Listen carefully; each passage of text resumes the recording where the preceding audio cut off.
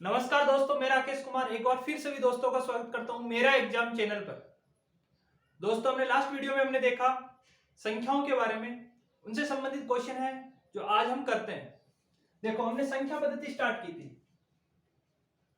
संख्या पद्धति, उनमें हमने संख्याओं के बारे में जाना। लास्ट हमने किया था कि प्राकृत संख्या, प्राकृत संख्या हमने कहा जो प्रकृति ने हमें दी है, जैसे प्राकृत संख्या एक से स्टार्ट होती है, जहां तक आप गिन पाओ वो प्राकृत संख्या कहलाएगी। प्राकृत संख्याओं के बारे में हमने उसके बाद उनको विभाजन करा। हमने कहा एक, फिर हमने कहा अभाज्य और भाज्य। ये हमने कहा कि प्राकृत संख्याओं को फिर विभाजन करा कि एक तो न तो भाज्य है न भाज्य, बाकी सभी संख्या या तो भाज्य होगी या अभाज्य होगी। फिर हमने कहा एक तो न तो भाज्य आती है न अभाज्य संख्या कही जाती है। अभाज्य संख्या किसको कहेंगे? जिसके केवल दो गुणनखंड हो, केवल दो गुणनखंड है भाई, उसी संख्या को क्या कहेंगे? अभाज्य संख्या कहेंगे। जिस संख्या के जिसके केवल दो गुणनखंड है उसको अभाज्य संख्या कहेंगे। भाज्य किसको कहेंगे भाई? कम से कम, कम से कम तीन गुणनखंड होने चाहिए भाई। कम से कम गुणनखंड की संख्या कितनी? तीन। जिस संख्या के केवल और केवल दो गुणनखंड हो, जिस संख्या के केवल और केवल दो गुणनखंड हो है भाज्य, और जिस संख्या के कम से कम तीन गुणनखंड है वो भाज्य कहलाएगी। अधिक तो कितने भी हो सकते हैं किसी संख्या के गुणनखंड, ठीक है। एक न भाज्य न भाज्य, तो एक को हम काउंट नहीं करते। इसके अलावा देखो, एक तो भाज्य भी नहीं है अभाज्य भी नहीं है, ये याद रखना भाई। आपसे पूछेगा एग्जाम में सबसे छोटी है भाज्य संख्या बताओ, तो एक। बच्चा यही गलती कर देता है, एक भाज्य भी नहीं अभाज्य भी नहीं, ठीक है। तो अभाज्य संख्याओं के बारे में हम थोड़ा जानते हैं। देखो भाई दोस्तों, अभाज्य संख्याओं से संबंधित जो जो क्वेश्चन आते हैं आज हम करते हैं। इसको मिटा रहा हूं। ये गुणनखंड शब्द क्या है ये भी थोड़ा समझते हैं। देखो, गुणनखंड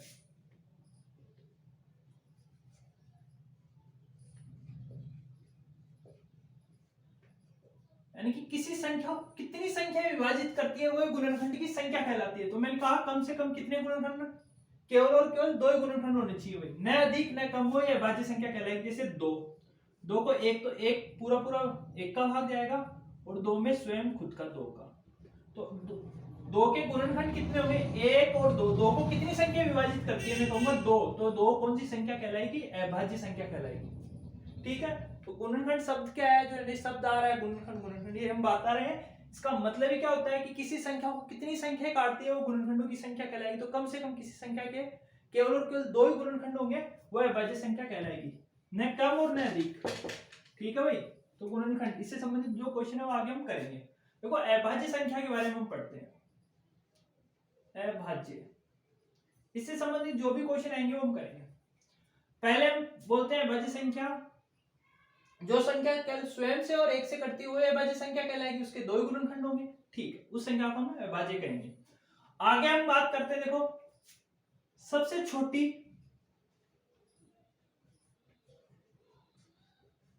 अभाज्य संख्या बताओ। मैं कहूंगा दो। सबसे छोटी अभाज्य संख्या कौन सी है? दो। पूछेगा भाई सबसे छोटी सम अभाज्य संख्या बताओ, वो भी कौन सी होगी? दो। केवल एकमात्र सम संख्या है जो अभाज्य है, वो केवल और केवल दो है। फिर पूछेगा सबसे छोटी विषम अभाज्य संख्या बताओ,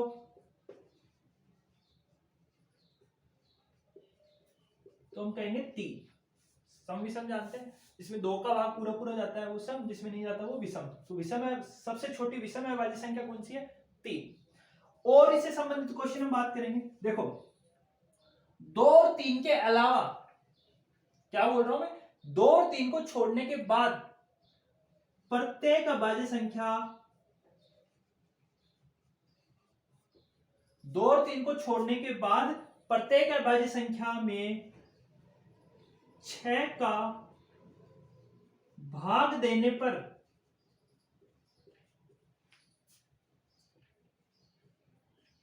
शेषफल है ना, शेषफल 1 या 5 प्राप्त होता है भाई। ये थोड़ा ध्यान रखना भाई कि प्रत्येक अभाज्य संख्या में 6 का भाग देने पर, किसको, 2 और 3 को छोड़ने के बाद, इनके अलावा, कि प्रत्येक अभाज्य संख्या में 6 का भाग देने पर शेषफल क्या, 1 या 5 मिलेगा भाई। क्या मिलेगा, 1 या 5 मिलेगा। समझ गए मेरी बात को, कि प्रत्येक संख्या में, अभाज्य संख्या में क्या करें, 6 का भाग देने पर शेषफल क्या, 1 या 5 प्राप्त होता है। इसको ध्यान रखना। तो इसको कैसे लिख सकता हूं भाई, कोई संख्या है, जो भी संख्या है, ठीक है, उसमें जो भी संख्या, उसमें 1 जोड़ने या घटाने पर 6 का भाग दे रहे हैं, ठीक है, तो शेषफल 1 या 5 मिल रहा है, तो वही अभाज्य संख्या हो सकती है। कोई जरूरी नहीं प्रत्येक अभाज्य संख्या होगी शेष 1 और 5 मिलने पर वो अभाज्य हो, लेकिन जो भी प्रत्येक अभाज्य संख्या होगी उसमें 1 और 5 से शेषफल जरूर बचता है भाई, ध्यान रखना। तो इनको नोट कर लेना भाई थोड़ी बातें, ठीक है। आगे बढ़ते हैं, मिटा दें इसको, थोड़ा ऊपर लिख देता हूं, चलो मैं, कि क्या क्या भाई। पहला पॉइंट हमने लिखा कि सबसे छोटी अभाज्य संख्या 2। दूसरा हमने लिखा कि सबसे छोटी समअभाज्य संख्या भी कौन सी होगी, 2। तीसरा हमने लिखा भाई सबसे छोटी विषम अभाज्य संख्या 3। चौथा पॉइंट देखना, इसको थोड़ा ध्यान रखना, ये बहुत ही जरूरी है। पर 2 और 3 के अलावा, ये भी लिख देता हूं आगे, 2 व 3 के अलावा, ठीक है भाई, को छोड़कर, ये लो, ये चौथा पॉइंट है अपना भाई। 2 और 3 को छोड़कर प्रत्येक अभाज्य संख्या में 6 का भाग देने पर शेषफल 1 या 5 मिलता है भाई। तो अपना कौन सा पॉइंट हो जाएगा, चौथा पॉइंट, ठीक है। पांचवा पॉइंट लिख रहा हूं भाई, देखो क्या है, देखो मैंने कहा कि जो भी अभाज्य, प्रत्येक अभाज्य संख्या में क्या होगा, 2 और 3 को छोड़ने के बाद उनके अलावा जिस भी संख्या में 6 का भाग दूंगा तो 1 या 5 उसमें शेषफल अपने को प्राप्त होगा, ठीक है। इतना आगे बढ़े, फिर आगे अभाज्य संख्याओं से संबंधित क्या पूछेगा भाई, कोई अभाज्य संख्या है, उसको निकालने का तरीका क्या होगा, ये हमें बताना है, ठीक है। तो देखो यह तरीका क्या है, कौन कौन सी अभाज्य संख्या, उनके बारे में हम जानेंगे। देखो पांचवा पॉइंट क्या लिख रहे हैं, कि भाई कोई संख्या है, तो उनसे संबंधित जो अभाज्य संख्या, उनसे संबंधित अपने को क्वेश्चन पूछेंगे। क्या पूछेगा, कि भाई 1 से लेकर 1 से 25 तक, 1 से 25 तक कितनी अभाज्य संख्या है भाई,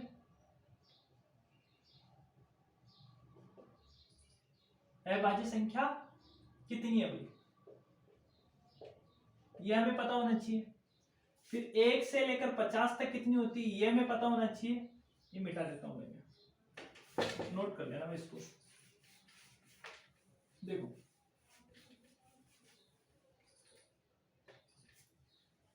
थोड़ा दिख रहा है, नीचे लिख देता हूं भाई। 1 से 25 तक अभाज्य संख्या,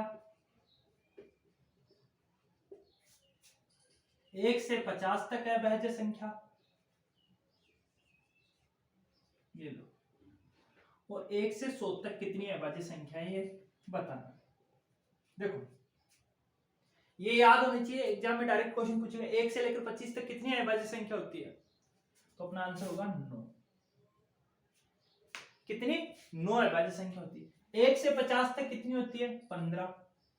1 से 100 तक की संख्याओं में कितनी अभाज्य संख्या होती है, 25। अब देखो भाई, थोड़ा आजकल एग्जाम में क्या थोड़ा चेंज कर रहा है, तो योग पूछ लेता तो एग्जाम में हम योग नहीं कर सकते, क्योंकि एग्जाम में जरूर गलती होती है कि या तो याद नहीं है, कि कोई गलती से जो नहीं है वो संख्या सम्मिलित कर लेते हैं, कहीं योग करने में गलती कर देते हैं। तो इनको थोड़ा देखना भाई, 1 से 25 तक की जो अभाज्य संख्या है वो 9 है, तो उनका योग हमसे पूछेगा कि वे 1 से 25 तक कितनी अभाज्य संख्या उनका योग बताओ, तो उनका योग होगा 100। योग है ना संख्याओं का, 1 से 25 तक कितनी संख्या है अभाज्य? 9 अभाज्य संख्या है, उनका योग कितना है? 100। 1 से 50 तक कितनी अभाज्य संख्या है सर? 15 अभाज्य संख्या, उनका योग कितना हो जाएगा? 328। 1 से 100 तक कितनी अभाज्य संख्या है सर? 25 अभाज्य संख्या, उनका योग कितना? 1026। ठीक है, देखो एक बार एग्जाम में पूछा गया था 1 से 9 तक की प्रथम 9 अभाज्य संख्याओं का योग बताओ, ऐसे पूछ सकता है भाई। प्रथम 9 अभाज्य संख्याओं का योग 10 का, 15 का, 25 का, इस तरीके से पूछ सकता है। तो प्रथम 9 अभाज्य संख्याओं का योग कितना है? 100। प्रथम 15 अभाज्य संख्याओं का योग कितना? 328। और प्रथम 25 अभाज्य संख्याओं का योग कितना है? 1060 है भाई, ये थोड़ा सही कर लेना, 1060। ठीक है भाई। अब औसत पूछ सकता है, कुछ भी पूछ ले भाई, प्रथम 15 अभाज्य संख्याओं का औसत बताओ, तो योग होगा तभी हम औसत बता पाएंगे। प्रथम 9 अभाज्य संख्याओं का 1 से लेकर 50 तक की अभाज्य संख्याओं का औसत योग, तो इससे संबंधित क्वेश्चन पूछेंगे तो अपने को ये याद होना चाहिए 100, 328 और 1060। ठीक है, इनको नोट कर लेना भाई, याद रखना, पूछेगा एग्जाम में। जिसने याद कर रखा है उसका सही होगा, जो नहीं कर रखा वो गलत हो जाएगा। अब 1 से लेकर 100 तक की अभाज्य संख्याओं का योग पूछेगा तो कैसे बता पाएंगे? लिखेंगे एक, और बच्चा 1 लिख देगा तो वही गलत होगा।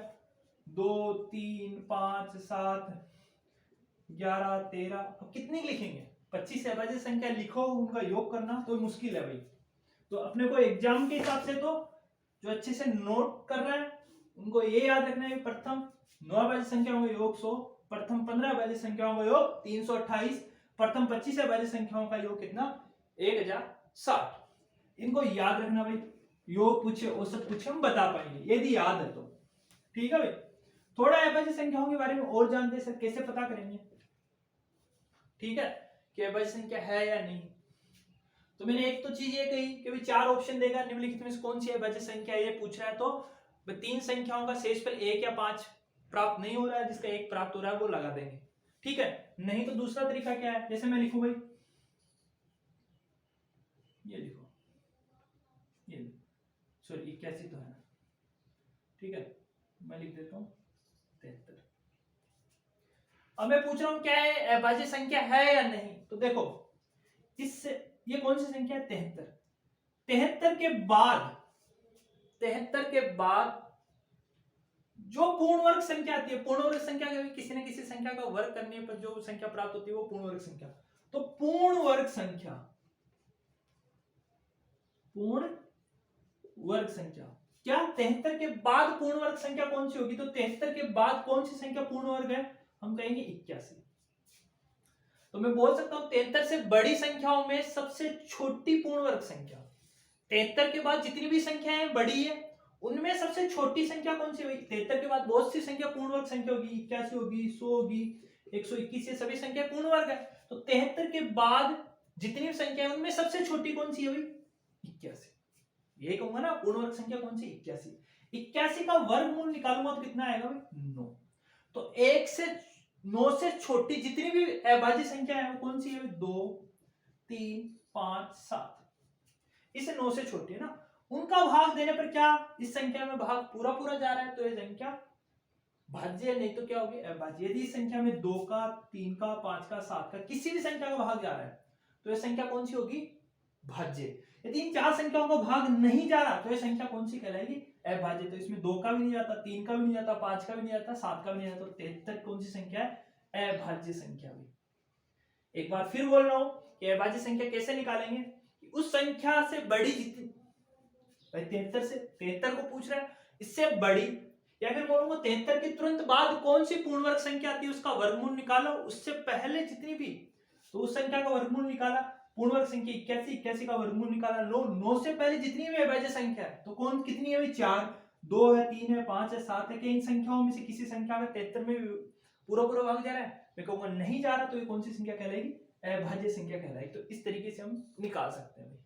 ठीक है, तो अपने को याद करना होगा, तो सबसे ज्यादा जरूरी है वो बात है कि अभाज्य संख्या। ठीक है भाई, या तो ऐसे पूरा पूरा निकालो, या फिर एक बात ये भी याद रखो भाई, एक और शेषफल। यदि 73 में देखो मैंने कहा 73 में 6 का भाग दे रहा हूं, तो कैसे देते हैं भाग, देखो ये लो इस तरीके से, 6 एकम 6, बचा 1 उतार लिया, कितना 3, 6 दूनी 12, शेष कितना बचा 1। तो मैंने कहा कि प्रत्येक अभाज्य संख्या में भाग देने पर 6 का शेषफल या तो 1 या 5, ये शेषफल मिलता है। ये इसको भी थोड़ा याद रखना भाई, ठीक है। तो इससे आसान हो जाता है भाई, कोई 4 संख्याओं में अभाज्य पूछ ले, एक ही एक ऐसा ऑप्शन है जिसमें शेषफल 1 या 5 मिल रहा है, तो वो अपना आंसर वही हो जाएगा, नहीं तो निकालना पड़ेगा अपने को, ये ध्यान रखना भाई। अब हमने कहा था, देखो एक शब्द पढ़ा था गुणनखंड, मैंने कहा प्रत्येक एक न तो भाज्य न भाज्य फिर अभाज्य, फिर भाज्य लिखा, फिर मैंने लिखा था अभाज्य संख्या की केवल और केवल कितने गुणनखंड होते हैं, 2 गुणनखंड होते हैं, वो भी आपने लिख लिया होगा भाई, ठीक है, लिख लेना भाई कि प्रत्येक अभाज्य संख्या के केवल और केवल 2 गुणनखंड होते हैं। अब ये शब्द है गुणनखंड, इससे संबंधित भी क्वेश्चन पूछ सकता है, तो देखो इसको समझते हैं थोड़ी। तो अभाज्य संख्याओं के बारे में बेटा, भाज्य संख्याओं के बारे में थोड़ा समझ लेते हैं। गुणनखंड क्या होता है, पूछेगा गुणनखंड की संख्या बताओ, गुणनखंडों का योग बताओ, तो ये क्वेश्चन भी हमसे पूछ सकता है। तो गुणनखंड की संख्या पूछ सकता है और योग पूछ सकता है भाई, कि संख्या या योग, ये हमसे पूछ सकता है क्वेश्चन। अब देखो ये क्वेश्चन देखते हैं कैसे, क्या बोलेगा भाई, कोई भी संख्या दे देगा, बोलेगा 100 के गुणनखंड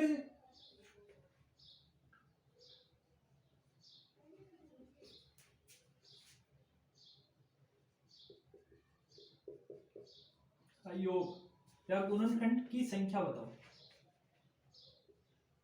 पहले संख्या कर लेते हैं, संख्या बताओ कौन से, ये क्या बोलेगा, 100 के गुणनखंडों की संख्या बताओ।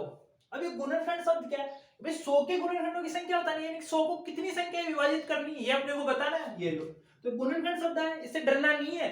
100 के गुणनखंडों की संख्या बताओ, यानी कि गुणनखंड का मतलब है कितनी 100 को कितनी संख्याएं काटती है पूरी पूरी, 100 में कितनी संख्याओं का भाग जाता है पूरा पूरा, ये अपने को बताना। देखो हमें पता है सर 100 में 1 तो 1 का जाता है, 100 में 2 का जाता है,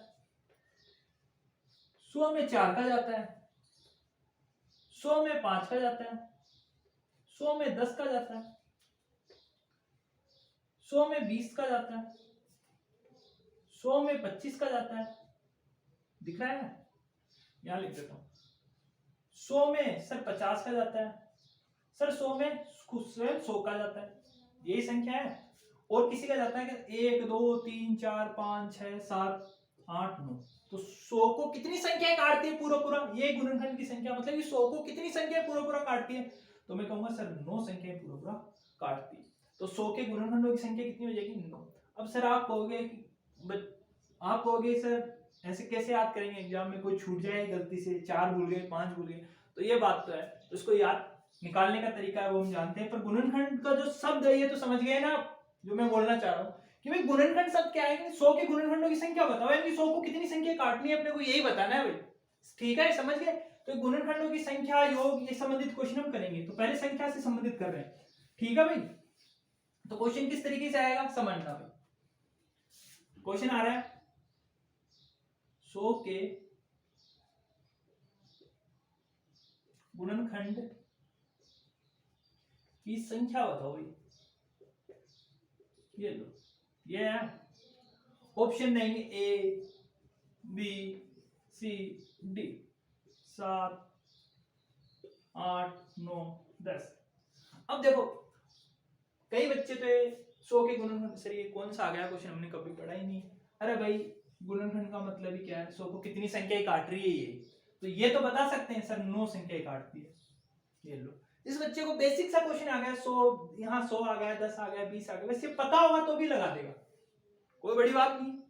कोई बड़ी संख्या आ जाए तो कैसे निकालेंगे, देखो थोड़ा सा समझना भाई, फिर हम बढ़ते हैं। देखो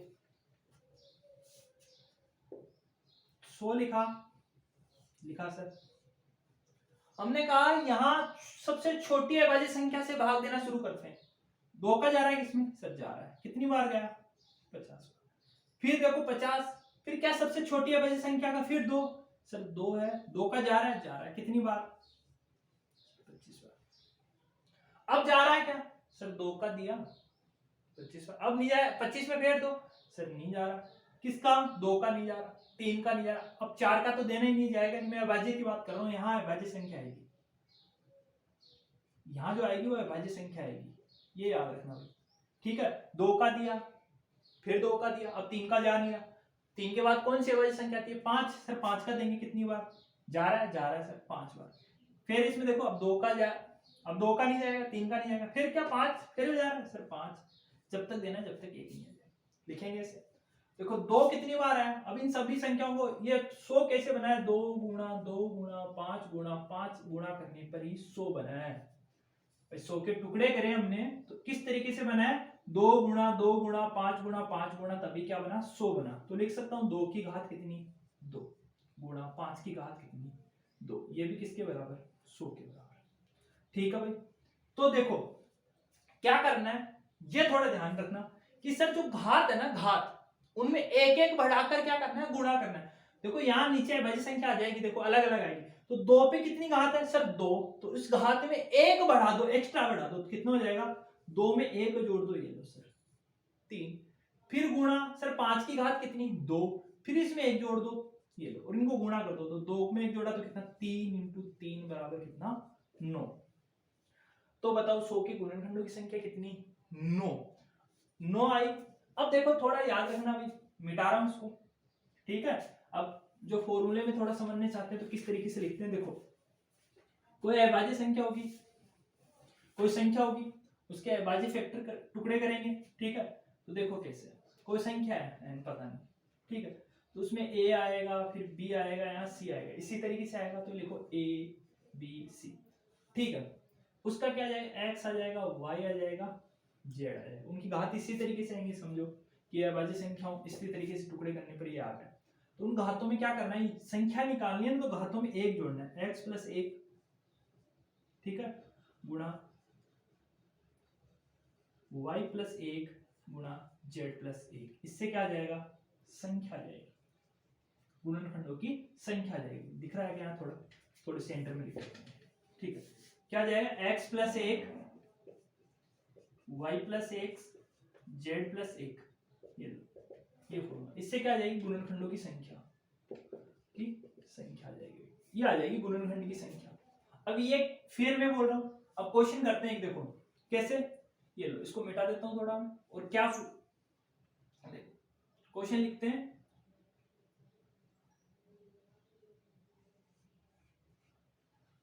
तो 360 के गुणनखंडों की संख्या बताओ भाई, ठीक है, हम करेंगे। मिटा दो ये, तो उतार लेना भाई, इसको इस तरीके से निकालेंगे।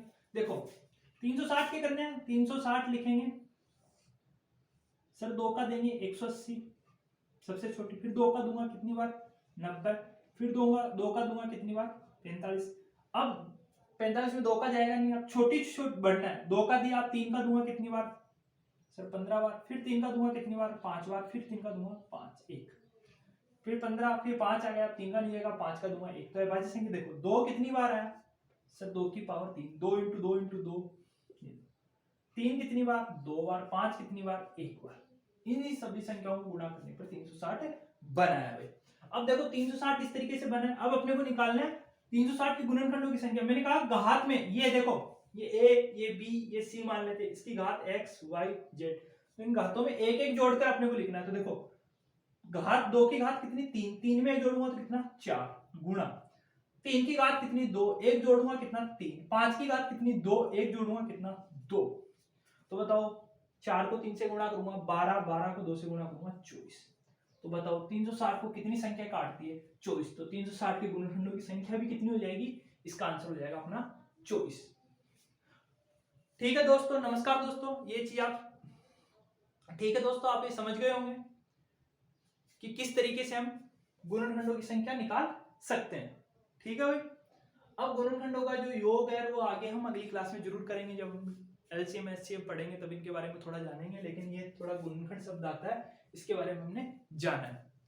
ठीक है दोस्तों, इस चैनल को शेयर करें, सब्सक्राइब करें, धन्यवाद।